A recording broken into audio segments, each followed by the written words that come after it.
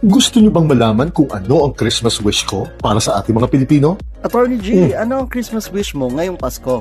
Una, hustisya muna bago ang awa. Tanggap ko na likas na maawain at mapagpatawad tayong mga Pilipino. Malaking bahagi ito ng ating kultura at ng ating pagkatao bilang mga relihiyosong Kristiyano. Subalit dapat din nating tanggapin na lahat ng sobra ay nakasasama rin. At ito ngayon ang nangyayari sa bansang ito. Lagi na lang tayong pinagnanakawan at naaabuso dahil napakadaling paikuti ng ating mga puso. Sa tuwing may nahuhuling kriminal dito, nako! Kaunting iyak lang at naaawa kaagad tayo. At nakakalimutan kaagad natin ang mga kasamaang pinaggagawa nito. Kaya ngayong Pasko, sana ay matuto na tayong sumigaw at humingi muna ng hustisya bago tayo magpatawad at pairalin ang ating awa. Pangalawa, habaan ang alaala, karugtong ng likas na mapagpatawad at pagiging maawain ng mga Pilipino ay madali rin tayo makalimot sa nakaraan. Kaya hindi tayo natututo dito. Ang ating nakaraan at karanasan ay napakagaling na guro kung aalalahanin natin at makikinig tayo sa kanilang mga turo. Nakakalungkot lang, ngunit tila napakahirap nating turuan kaya hindi tayo natututo. Kahit naranasan na natin ang hirap ng pagiging baon sa utang,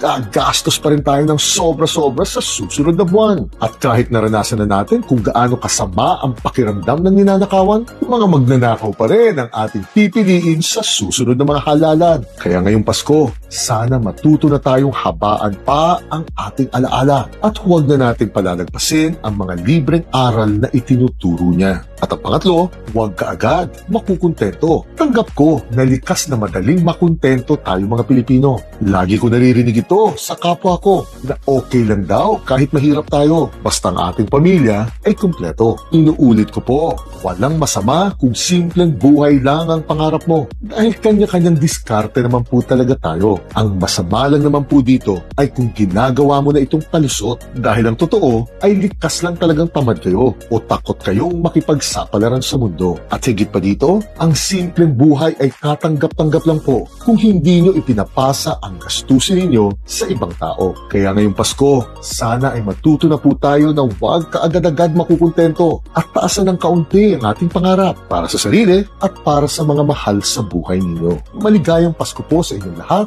mga kajiko.